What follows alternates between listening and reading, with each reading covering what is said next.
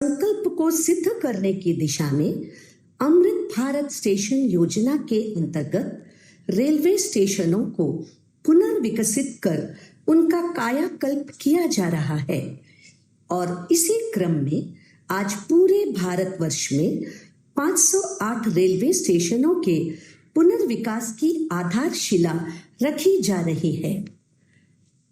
इस कार्यक्रम को प्रारंभ करने के लिए मैं सर्वप्रथम माननीय रेल, संचार, इलेक्ट्रॉनिक्स एवं सूचना प्रौद्योगिकी मंत्री श्री अश्विनी वैष्णव जी से स्वागत संबोधन के लिए अनुरोध करती हूँ। परम आदरणीय प्रधानमंत्री श्री नरेंद्र मोदी जी, देश के विभिन्न राज्यों से जुड़े माननीय राज्यपाल एवं माननीय मुख्यमंत्री महोदय, केंद्रीय मंत्रिमंडल और विभिन्न राज्यों की मंत्री महोदय, माननीय सांसद, माननीय विधायक महोदय, उपस्थित पद्म पुरस्कार से सम्मानित महानुभाव, अध्यापकगण, छात्र, स्पोर्ट्स पर्सन्स और समाज के विभिन्न क्षेत्रों से जुड़े प्रबुद्ध नागरिक और मीडिया के सभी साथी, आप सबका इस ऐतिहासिक समारोह में हार्दिक स्वागत करता हूं। माननीय प्रधानमंत्री जी का रेलवे से एक भावनात्मक जुड़ाव रहा है। उन्होंने रेलवे को यातायात के साधन से बढ़कर जन सामान्य के जीवन में बदलाव लाने का आधार माना है। रेलवे को आर्थिक विकास का माध्यम माना है। पिछले 9 वर्षों में भारतीय रेलवे में हुए अभूतपूर्व ट्रांसफॉर्मेशन प्रधानमंत्री जी की रेल विकास से राष्ट्र विकास की सोच का साक्षी है। इस वर्ष देश के हर राज्य को प्रधानमंत्री जी ने रिकॉर्ड रेल बजट का आवंटन किया है। पिछले 9 वर्षों में रेलवे को आवंटित राशि करीब 9 गुना बढ़कर इस साल 2,40,000 करोड़ रुपए की गई। प्रधानमंत्री जी का एक स्पष्ट फोकस रहा है सेफ्टी, उत्तम पैसेंजर एक्सपीरियंस और नई टेक्नोलॉजी का उपयोग। चाहे जम्मू कश्मीर में आज विश्व का सबसे ऊंचा रेलवे आर्च ब्रिज बन रहा हो, कोलकाता में हुगली नदी के नीचे मेट्रो बनने का काम हो, देश में चल रही 50 वंदे भारत सर्विसेज का काम हो, या फिर तेजी से बन रहे मुंबई से अहमदाबाद बुलेट ट्रेन प्रोजेक्ट का काम हो, प्रधानमंत्री जी के नेतृत्व में इन सब प्रोजेक्ट्स की देश भर में चर्चा है। इसी कड़ी में अमृत भारत स्टेशंस की परिकल्पना भी 140 करोड़ देशवासियों की आकांक्षाओं और अपेक्षाओं को पूरा करने के संकल्प से बंधी है। माननीय प्रधानमंत्री जी का स्पष्ट मार्गदर्शन था कि स्टेशन का डिजाइन ऐसा बने जो अगले 50 वर्षों की जरूरतों के लिए उपयुक्त हो। ऐसे वर्ल्ड क्लास डिजाइन्स पे काम करके आज 508 स्टेशंस का फाउंडेशन स्टोन माननीय प्रधानमंत्री जी ले करेंगे। इसीलिए आज हर स्टेशन का पुनर्विकास इस तरह से हो रहा है कि शहर के दोनों भागों को जोड़े, स्टेशन सिटी सेंटर के रूप में उभरे, मल्टी मोडल ट्रांसपोर्ट सुविधाएं हो, city bus, metro, car, bike, पैदल यात्री सभी आसानी से आ जा सके, नई अर्बन स्पेसेस बने जो नागरिकों को नई सुविधाएं दे सके, हर स्टेशन पर रूफ प्लाजा हो जहां पर वोकल फॉर लोकल और वन स्टेशन वन प्रोडक्ट के माध्यम से स्थानीय क्राफ्ट्समैन को नए अवसर मिले। ये हमारे लिए सौभाग्य की बात है कि माननीय प्रधानमंत्री जी आज पूरे देश में अपने विजन पर आधारित 508 अमृत भारत स्टेशनों का शिलान्यास करेंगे। सबका साथ, सबका विकास, सबका विश्वास और सबका प्रयास के मूल मंत्र पर आधारित ये नए स्टेशन सभी नागरिकों को डिग्निटी ऑफ ट्रैवल प्रदान करेंगे। कुल 24,500 करोड़ रुपए की लागत से बन रहे इन स्टेशनों पर बच्चे, माताएं, वरिष्ठ नागरिक, दिव्यांगजन, इन सब की जरूरतों को ध्यान में रखकर सुविधाएं दी जाएंगी। इतना ही नहीं, स्टेशन भवनों का डिजाइन स्थानीय संस्कृति और विरासत से प्रेरित होगा। माननीय प्रधानमंत्री जी का सदैव मार्गदर्शन रहता है कि विरासत भी विकास भी। आज भारत में वर्ल्ड क्लास इंफ्रास्ट्रक्चर का निर्माण हो रहा है। देश के कोने कोने तक कनेक्टिविटी को बढ़ाने के लिए रोडवेज, रेलवेज, एयरवेज, हाईवेज और वाटरवेज का विस्तृत नेटवर्क बन रहा है। भारत को विकसित देश बनाने के सपने की एक मजबूत नींव है। इस बड़े बदलाव के पीछे प्रधानमंत्री जी की दूरगामी सोच है। माननीय प्रधानमंत्री जी, इस अमृत काल में भारत को विकसित राष्ट्र बनाने के आपके प्रण को साकार करने के लिए हम सभी कृत संकल्प हैं। 21वीं सदी के भारत की विकास यात्रा को आगे बढ़ाने के लिए हम सभी तैयार हैं।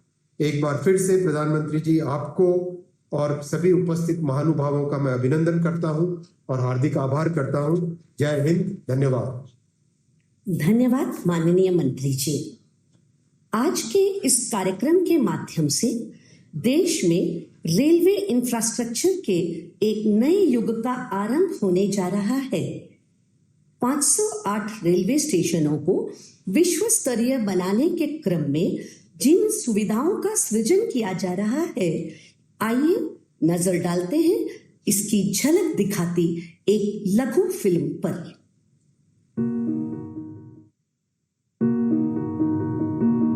मैं भारत का रेलवे स्टेशन, गरीब, मिडिल क्लास, साधारण लोग मेरे मेहमान होते हैं। मैं सबके लिए सोचता हूं, लेकिन अंग्रेजों के जमाने से मेरे लिए सोच गरीब ही होती थी। अब गरीब लोग धक्के नहीं खाएंगे तो और कौन खाएगा? गरीब थोड़े ही एसी की हवा खाएगा, वो तो लंबी सीढ़ियां चढ़ेगा, अपने बुजुर्ग माँ बाप को भी कष्ट से चढ़ाएगा। साधारण आदमी कहां एयरपोर्ट से सुविधा पाएगा? भले मैं देश की अर्थव्यवस्था का बहुत बड़ा इंजन हूं, लेकिन मॉडर्न बड़ा इंफ्रास्ट्रक्चर तो बड़े लोगों के लिए बनेगा। देश का साधारण आदमी तो स्टेशनों पर पार्किंग से लेकर हर चीज के लिए धक्के ही खाएगा। चलो मान लो रेलवे स्टेशनों का उत्थान भी होगा, तो वो भी केवल मुंबई, दिल्ली में होगा। कहां छोटे शहरों के स्टेशनों का नंबर लगेगा? भारत के रेलवे स्टेशनों की ये कड़वी हकीकत होती थी, पर इस स्थिति को बदलने का बीड़ा उठाया हमारे प्रधानमंत्री नरेंद्र मोदी जी ने। स्वयं बचपन में रेलवे स्टेशन पर चाय बेचकर पिता का हाथ बटाने वाले बालक ने देश के हर आम नागरिक के लिए एक बड़ा सपना देखा, भारत के रेलवे स्टेशनों की काया पलट का।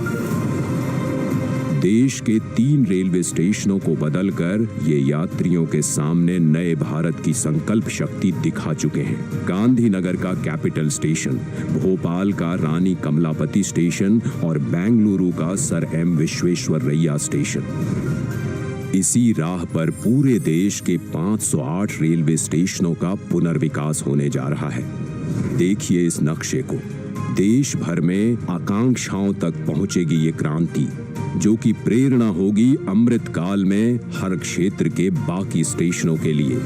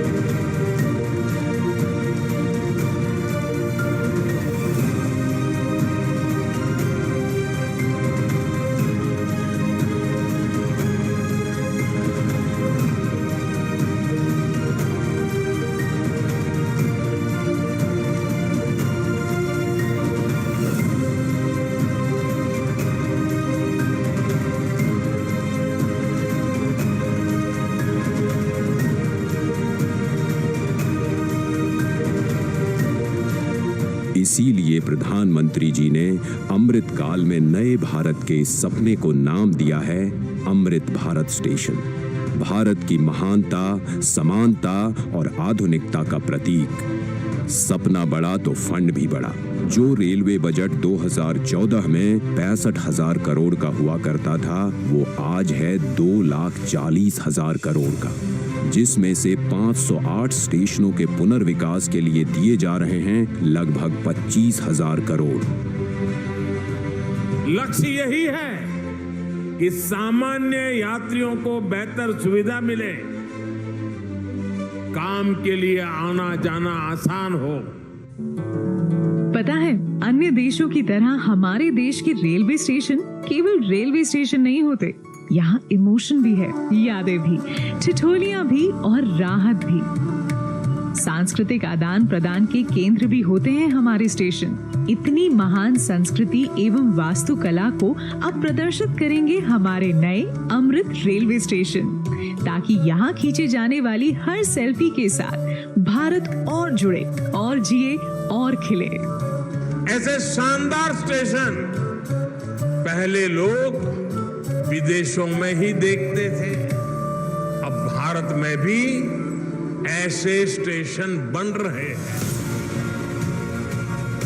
तो अब हमारे स्टेशन होंगे जानदार भी और शानदार भी। यहाँ एयरपोर्ट्स की तरह मल्टी लेवल पार्किंग होगी, प्रवेश निकास के अलग अलग द्वार होंगे। यहाँ सुंदर एग्जीक्यूटिव लॉन्ज, यात्री प्रतीक्षालय होंगे। यहाँ सीसीटीवी से निगरानी होगी, फ्री वाईफाई होगा। और सोचिए, लिफ्ट और एस्केलेटर से कितने बुजुर्गों, दिव्यांगों की यात्रा सुखद होंगी। अब दिव्यांगों की सुविधा के लिए हमारे स्टेशनों पर ब्रेल लिपि वाले साइनेज भी होंगे। पर्यावरण को भी पीछे नहीं छोड़ेंगे हमारे अमृत स्टेशंस। ये सभी इमारतें बनेंगी ग्रीन बिल्डिंग मापदंडों के अनुसार और समुचित प्रकाश व्यवस्था से युक्त होंगे स्टेशंस। और सभी स्टेशनों में दोनों ओर सुनिश्चित की जाएगी कनेक्टिविटी। ये नए विकसित स्टेशन सिर्फ स्टेशनों को ही नहीं, पूरे शहर को मॉडर्न इंफ्रास्ट्रक्चर देंगे। ये स्टेशन सिर्फ रेलवे की सुविधाओं तक सीमित नहीं रहेगा, बल्कि ये मल्टी मॉडल कनेक्टिविटी का भी हब होगा। यानी बस हो, मेट्रो हो, टैक्सी हो, ऑटो हो, यातायात के हर साधन यहाँ एक ही छत के नीचे कनेक्टेड होंगे। यात्रियों की सुविधा और बेहतर मार्गदर्शन के लिए एक समान साइनेज लगाए जाएंगे।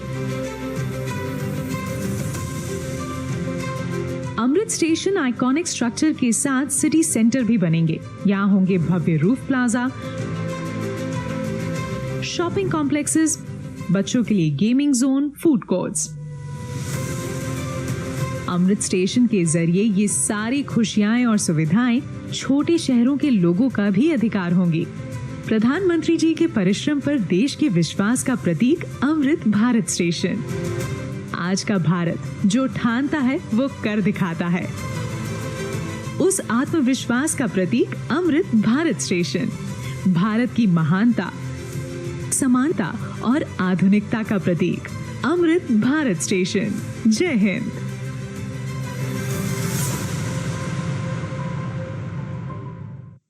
प्रधानमंत्री जी से आग्रह करती हूँ कि वे रिमोट का बटन दबाकर 508 अमृत भारत स्टेशनों के पुनर्विकास का शिलान्यास करें।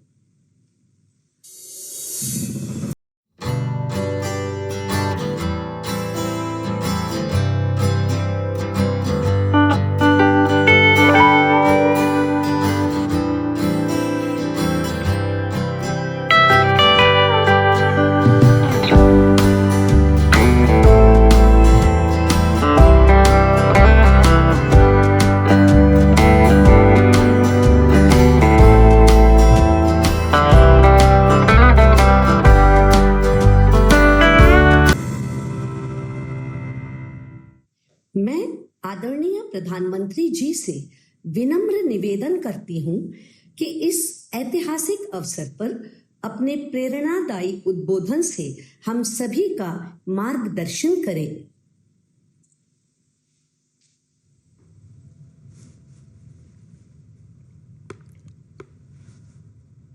नमस्कार। देश के रेल मंत्री श्री अश्विनी वैष्णव जी कार्यक्रम में देश के कोने कोने से जुड़े केंद्रीय मंत्रिमंडल के अन्य सदस्य, विभिन्न राज्यों के गवर्नर, मुख्यमंत्रीगण, राज्य मंत्रिमंडल के मंत्रीश्री, सांसदगण, विधायकगण, अन्य सभी महानुभाव और मेरे प्यारे भाइयों और बहनों, विकसित होने के लक्ष्य की तरफ कदम बढ़ा रहा भारत अपने अमृत काल के प्रारंभ में है। नई ऊर्जा है, नई प्रेरणा है, नए संकल्प है। इसी आलोक में आज भारतीय रेल के इतिहास में भी एक नए अध्याय की शुरुआत हो रही है। भारत के करीब 1300 प्रमुख रेलवे स्टेशन अब अमृत भारत रेलवे स्टेशन के तौर पर विकसित किए जाएंगे। उनका पुनर्विकास होगा, आधुनिकता के साथ होगा। इसमें से आज 508 अमृत भारत स्टेशनों के पुनर्निर्माण का काम शुरू हो रहा है और इन 508 अमृत भारत स्टेशंस के नवनिर्माण पर करीब 25,000 करोड़ रुपए खर्च किए जाएंगे। आप कल्पना कर सकते हैं, ये देश के इंफ्रास्ट्रक्चर के लिए, रेलवे के लिए और सबसे बड़ी बात है मेरे देश के सामान्य नागरिकों के लिए ये कितना बड़ा अभियान होने वाला है। इसका लाभ देश के लगभग सभी राज्यों को मिलेगा। जैसे यूपी में इसके लिए करीब 4,500 करोड़ रुपए के खर्च से 55 अमृत स्टेशन को विकसित किया जाएगा। राजस्थान के भी 55 railway station Amrit Bharat station बनेंगे। एमपी में 1,000 करोड़ रुपए के खर्च से 34 स्टेशन का कायाकल्प होने वाला है। महाराष्ट्र में 44 स्टेशन के विकास के लिए 1,500 करोड़ रुपए से ज्यादा खर्च होंगे। तमिलनाडु, कर्नाटका और केरला के भी प्रमुख स्टेशंस को अमृत भारत स्टेशन के रूप में विकसित किया जाएगा। मैं अमृत काल के प्रारंभ में इस ऐतिहासिक अभियान के लिए रेल मंत्रालय की सराहना करता हूं और सभी देशवासियों को बधाई देता हूं। साथियों, आज पूरी दुनिया की दृष्टि भारत पर है। वैश्विक स्तर पर भारत की साख बढ़ी है। भारत को लेकर दुनिया का रवैया बदला है और इसकी दो प्रमुख बातें हैं, दो मुख्य वजह हैं। पहली, आप देशवासी, भारत के लोगों ने करीब 3 दशक बाद, 30 साल बाद देश में पूर्ण बहुमत की सरकार बनाई। वो पहली वजह। और दूसरी वजह है पूर्ण बहुमत की सरकार उसी स्पष्टता के साथ जनता जनार्दन की उनकी भावना का आदर करते हुए बड़े बड़े निर्णय लिए, चुनौतियों के स्थायी समाधान के लिए अविरत काम किया। आज भारतीय रेलवे भी इसका प्रतीक बन चुकी है। बीते वर्षों में रेलवे में ही जितना काम हुआ है, उसके आंकड़े, उसकी जानकारी हर किसी को प्रसन्न भी करती हैं, हैरान भी कर देती हैं। जैसे दुनिया में south Africa, Ukraine, Poland, UK और स्वीडन जैसे देशों में जितना रेल नेटवर्क है उससे ज्यादा रेल ट्रैक हमारे देश में इन 9 वर्षों में बिछाए गए हैं। अब कल्पना करिए स्केल। साउथ कोरिया, न्यूजीलैंड और ऑस्ट्रेलिया जैसे देशों का जितना रेल नेटवर्क है उससे ज्यादा ट्रैक भारत ने अकेले पिछले साल बनाए हैं। 1 साल में भारत में आज आधुनिक ट्रेनों की संख्या भी तेजी से बढ़ रही है।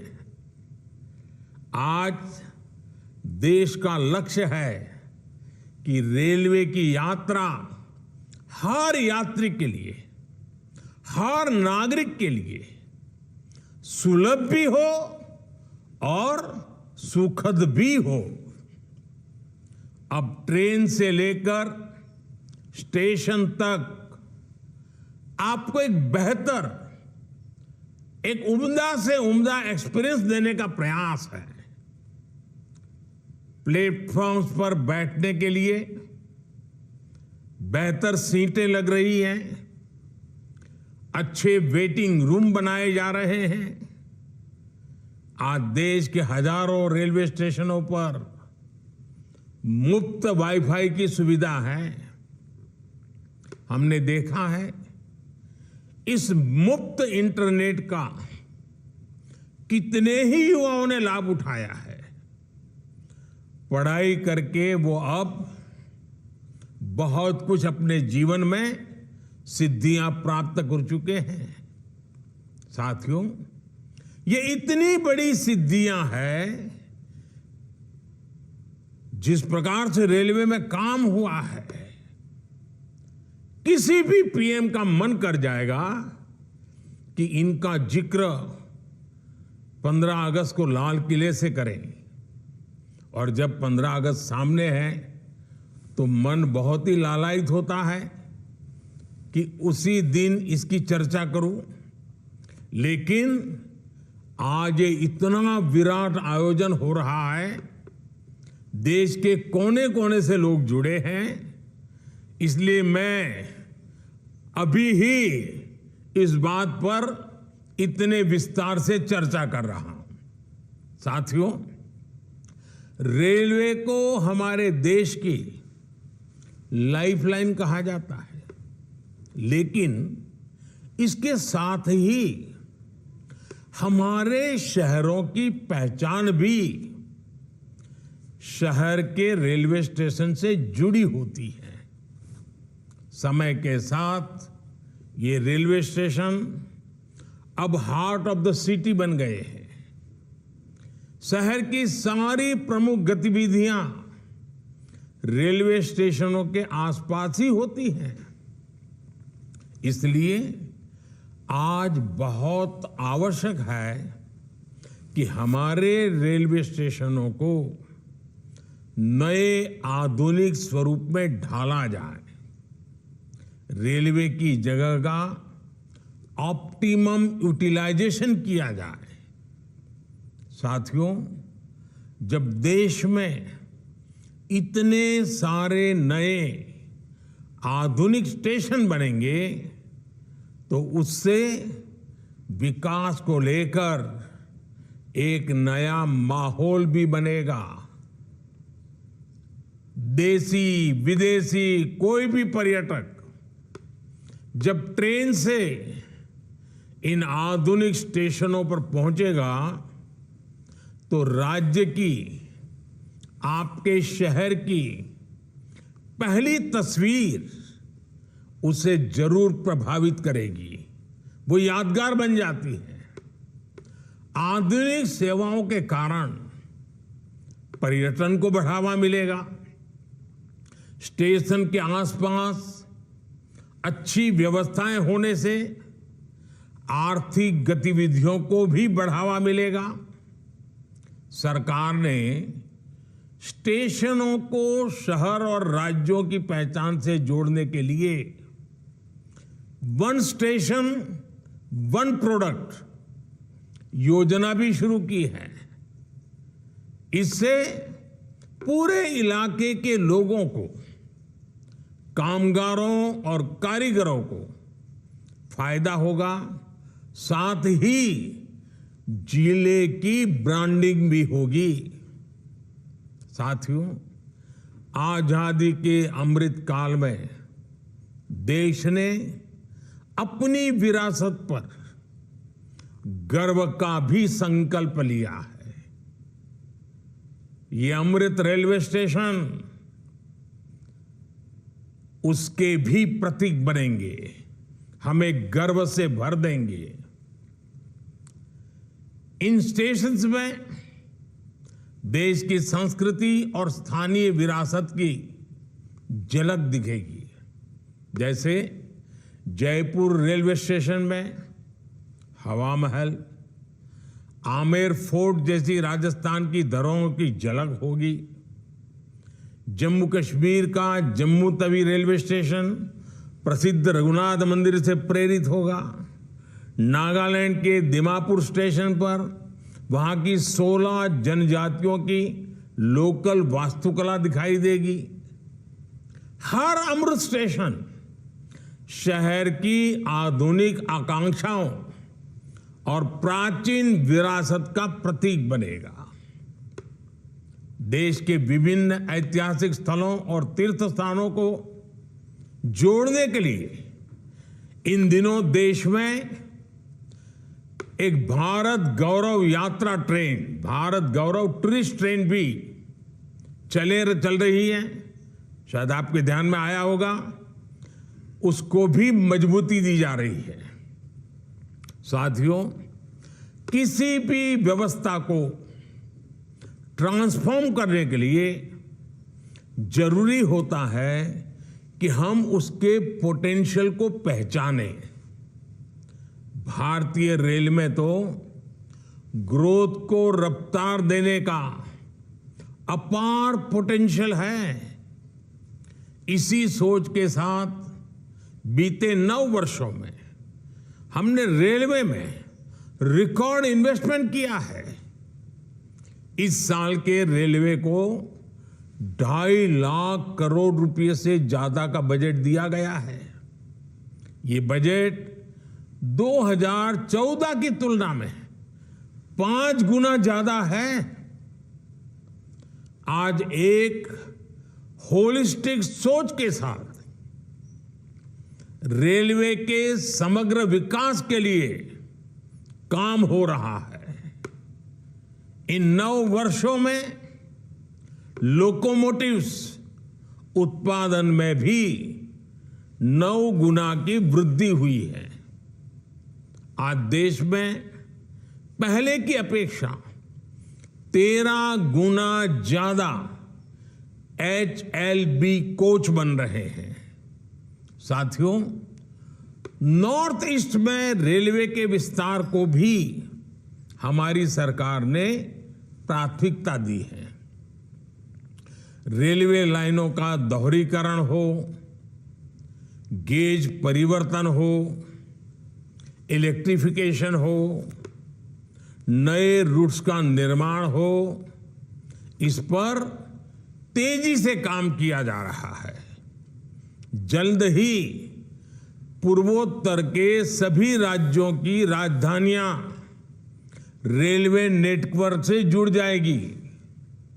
नागालैंड में 100 साल बाद दूसरा रेलवे स्टेशन बना है। नॉर्थ ईस्ट में नई रेल लाइनों की कमीशनिंग भी पहले के मुकाबले 3 गुना ज्यादा हो रही है। साथियों, पिछले 9 वर्षों में 2200 किलोमीटर डेडिकेटेड फ्रेट कॉरिडोर भी बनाए गए हैं। इसकी वजह से माल गाड़ियों के ट्रेवल टाइम में काफी कमी आई है। दिल्ली एनसीआर से वेस्टर्न पोर्ट तक, चाहे गुजरात के समुद्री तट हो या महाराष्ट्र का समुद्री तट हो, पहले से जो सामान ट्रेन से पहुंचाने में एवरेज औसतन 72 घंटे लगते थे, आज वही लगेज, वही सामान, वही गुड्स 24 घंटे में पहुंच जाता है।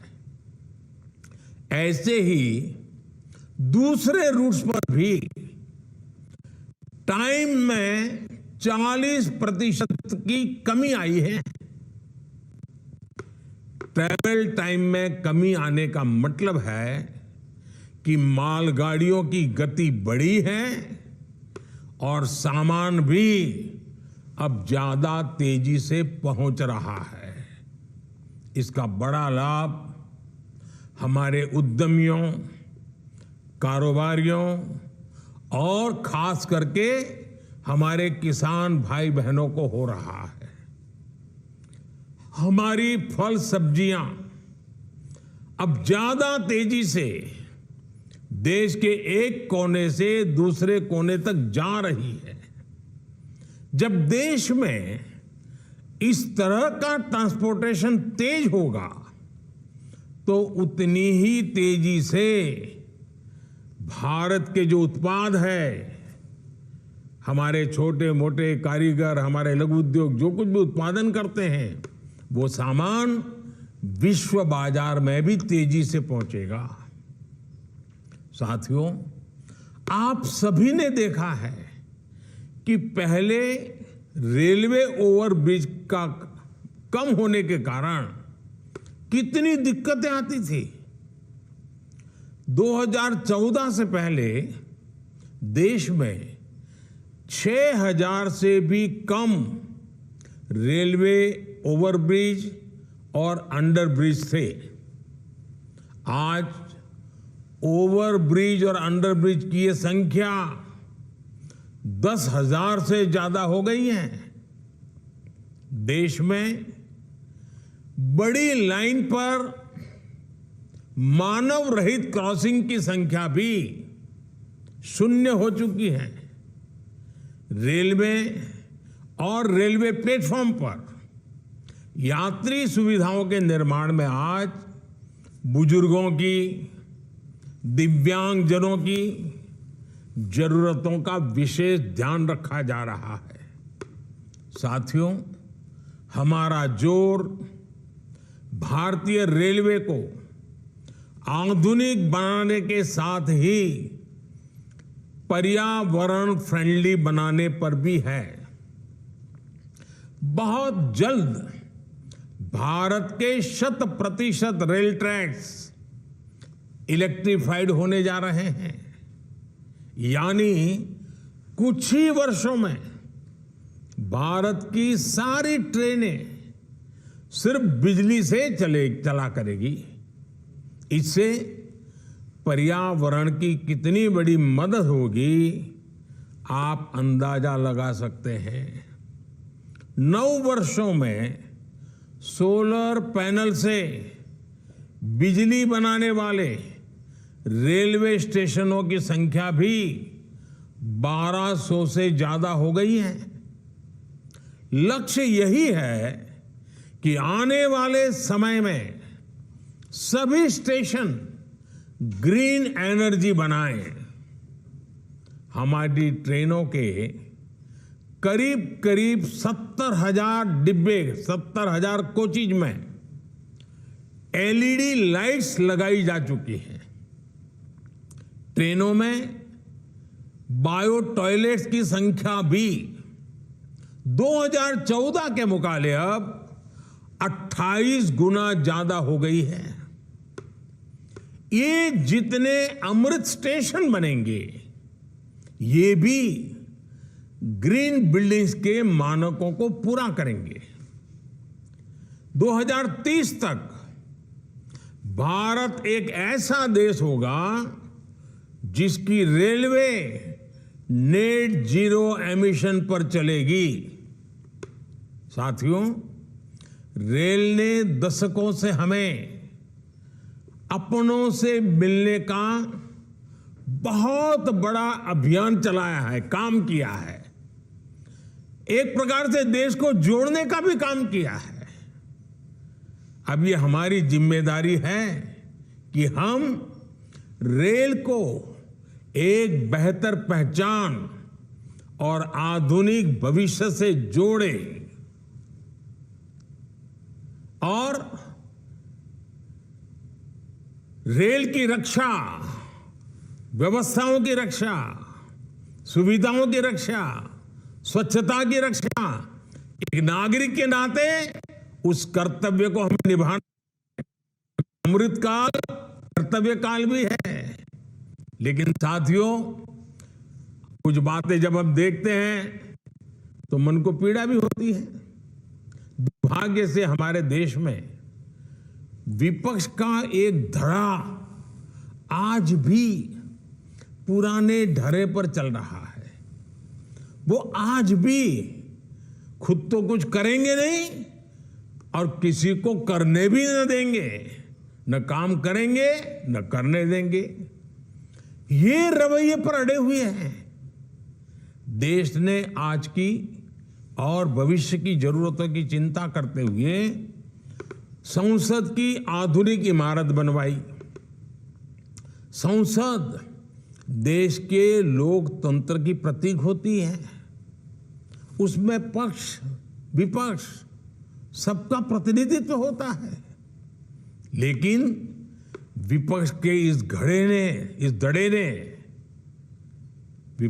धड़े ने संसद की नई इमारत का भी विरोध किया। हमने कर्तव्य पथ का विकास किया तो उसका भी विरोध किया गया। इन लोगों ने 70 साल तक देश के वीर शहीदों के लिए वॉर मेमोरियल तक नहीं बनाया। जब हमने नेशनल वॉर मेमोरियल बनाया, उसका निर्माण किया, तो इसकी भी सरेआम आलोचना करते उनको शर्म नहीं आई। सरदार वल्लभ भाई पटेल का स्टैच्यू ऑफ यूनिटी आज दुनिया की सबसे बड़ी मूर्ति है। हर हिंदुस्तानी को गर्व होता है। और कुछ राजनीतिक दल चुनाव के समय तो सरदार साहब को याद कर लेते हैं, लेकिन आज तक इनका एक भी बड़ा नेता स्टैच्यू ऑफ यूनिटी में जाकर के सरदार साहब की इस भव्य प्रतिमा के न दर्शन किए न उन्हें नमन किया है। लेकिन साथियों, हमने देश के विकास को इस सकारात्मक राजनीति से आगे बढ़ाने का फैसला किया है और इसलिए नकारात्मक राजनीति से ऊपर उठकर सकारात्मक राजनीति के मार्ग पर एक मिशन के रूप में हम चल रहे हैं। किस राज्य में किसकी सरकार है, कहां किसका वोट बैंक है, इस सब से ऊपर उठकर हम पूरे देश में विकास को सर्वोच्च प्राथमिकता दे रहे हैं। सबका साथ सबका विकास, ये धरती पर चरितार्थ करने के लिए जी जान से जुटे हैं। साथियों, पिछले वर्षों में रेलवे युवाओं को जॉब देने का भी बहुत बड़ा जरिया बनी है। करीब 1.5 लाख से ज्यादा युवाओं को अकेले रेलवे में पक्की नौकरी मिली है। इसी तरह इंफ्रास्ट्रक्चर पर लाखों करोड़ के निवेश से लाखों युवाओं को रोजगार मिल रहा है। इस समय केंद्र सरकार 10 लाख युवाओं को नौकरी देने का अभियान भी चला रही है। रोजगार मेलों में लगातार युवाओं को नियुक्ति पत्र मिल रहे हैं। ये बदलते भारत की वो तस्वीर है जिसमें विकास युवाओं को नए अवसर दे रहा है और युवा विकास को नए पंख लगा रहे हैं। साथियों, आज इस कार्यक्रम में बहुत सारे स्वतंत्रता सेना भी हमें आशीर्वाद देने के लिए उपस्थित हैं।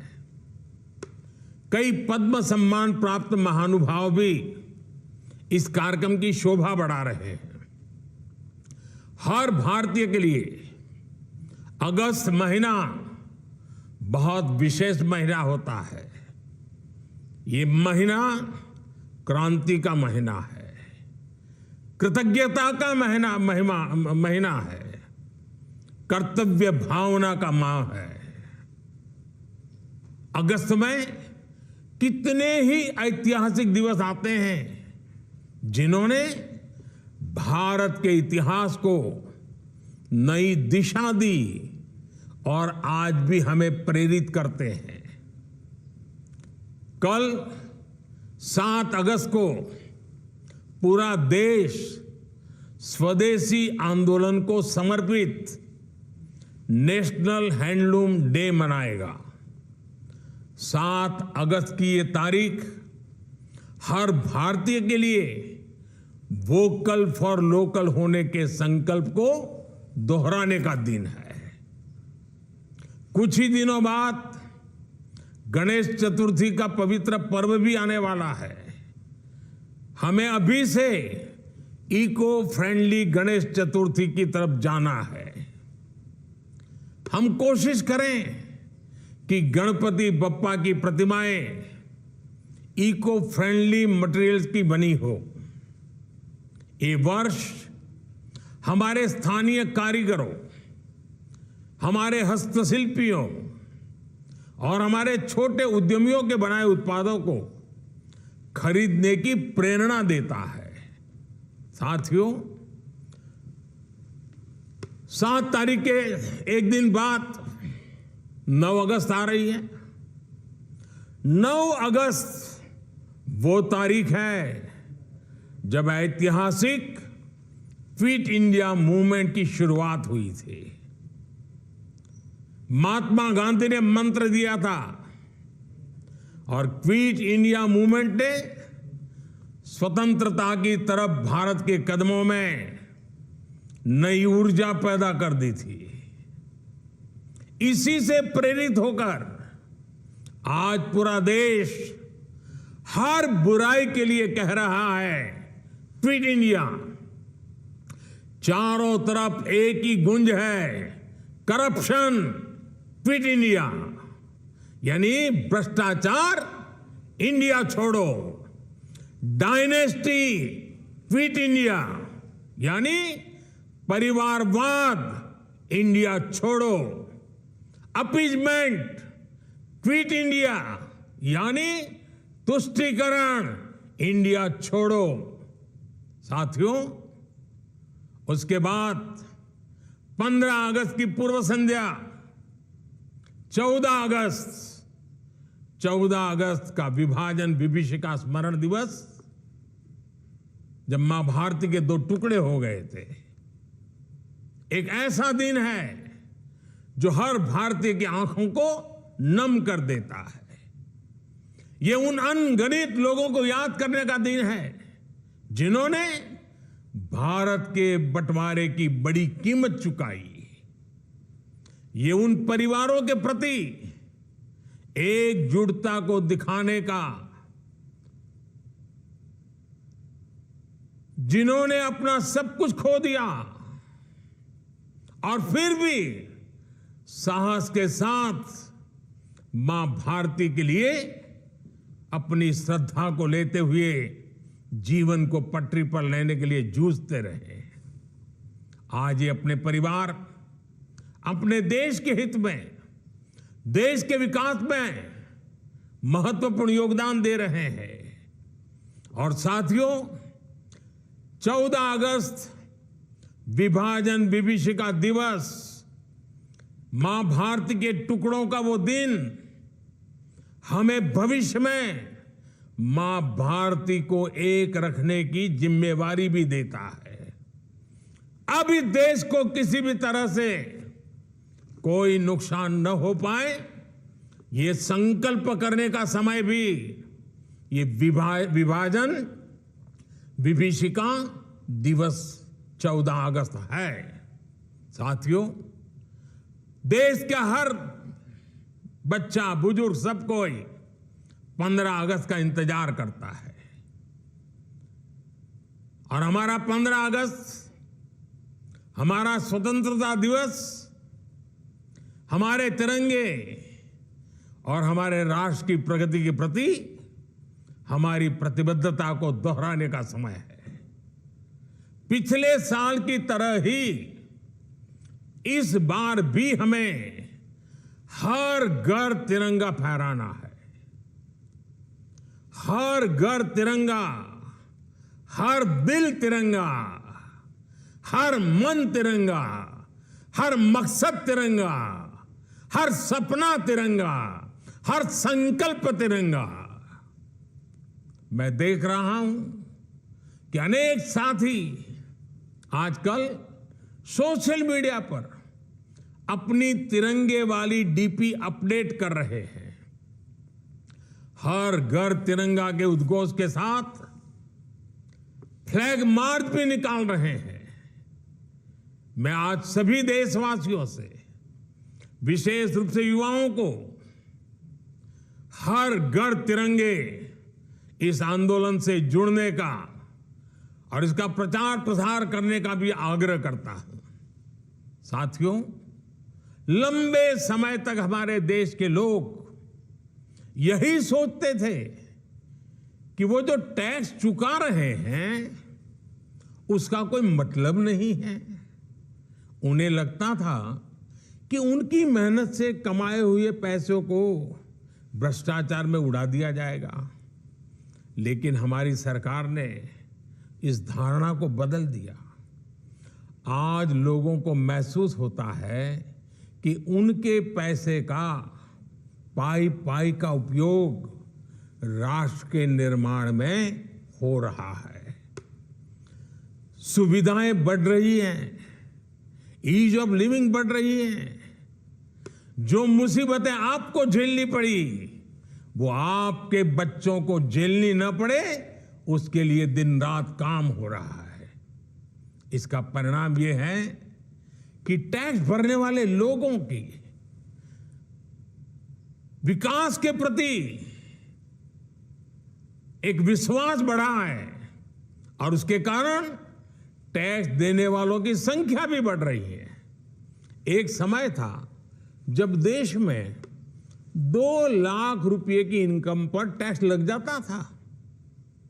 आज ये मोदी की गारंटी देखिए, आज 7 लाख रुपए तक की इनकम पर कोई टैक्स नहीं लगता। इसके बावजूद देश में जमा होने वाली इनकम टैक्स की राशि भी लगातार बढ़ रही है, जो विकास के काम आ रही है। इसका स्पष्ट संदेश है कि देश में मध्यम वर्ग का दायरा लगातार बढ़ रहा है। अभी 5 दिन पहले ही इनकम टैक्स रिटर्न भरने की आखिरी तारीख गुजरी है। इस साल हमने देखा है कि इनकम टैक्स रिटर्न भरने वालों की संख्या 16% बढ़ी है। ये दिखाता है कि लोगों का देश की सरकार पर, देश में हो रहे नवनिर्माण पर और विकास की कितनी जरूरत है, इस बात पर भरोसा कितना बढ़ रहा है। लोग आज देख रहे हैं कि देश में किस तरह रेलवे का कायाकल्प हो रहा है, मेट्रो का विस्तार हो रहा है। लोग आज देख रहे हैं कि देश में किस तरह एक के बाद एक नए एक्सप्रेसवे बनाए जा रहे हैं। लोग आज देख रहे हैं कि देश में किस तरह तेजी से नए नए एयरपोर्ट बनाए जा रहे हैं, नए नए अस्पताल बनाए जा रहे हैं, नए नए स्कूल बनाए जा रहे हैं। जब लोग इस तरह का बदलाव देखते हैं तो ये एहसास और मजबूत होता है कि उनके पैसे से नए भारत का निर्माण हो रहा है, आपके बच्चों के उज्जवल भविष्य की गारंटी इन सब कामों में गारंटी है। हमें इस विश्वास को दिनों दिन और मजबूत करना है। और भाई बहनों, ये जो 508 रेलवे स्टेशनों का आधुनिकीकरण हुआ है ना, ये भी उसी दिशा में उठाया गया कदम है। मैं आपको विश्वास दिलाता हूं, अमृत भारत स्टेशंस भारतीय रेल के इस कायाकल्प को एक नई ऊंचाई देंगे। आओ इस क्रांति के महीने में हम सभी हिंदुस्तानी नए संकल्पों के साथ 2047 में जब देश आजादी के 100 साल मनाएगा, भारत को विकसित बनाने के लिए एक नागरिक के नाते मेरी जो भी जिम्मेवारी है उसको अवश्य पूर्ण करूंगा। इस संकल्प के साथ आप सबका बहुत बहुत धन्यवाद, बहुत बहुत शुभकामनाएं।